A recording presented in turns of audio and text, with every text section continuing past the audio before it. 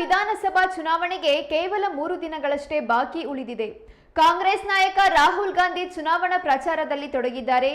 ಪೂರ್ವದ ಲೆನಿನ್ಗ್ರಾಡ್ ಎಂದೇ ಕರೆಯಲ್ಪಡುವ ಬೇಗುಸರಾಯ್ನಲ್ಲಿ ರಾಹುಲ್ ಗಾಂಧಿ ಅವರು ಪ್ರಚಾರ ಮಾಡುವ ಸಂದರ್ಭದಲ್ಲಿ ಸ್ಥಳೀಯರೊಂದಿಗೆ ಮೀನು ಹಿಡಿದಿರುವ ವಿಡಿಯೋ ಈಗ ವೈರಲ್ ಆಗ್ತಿದೆ.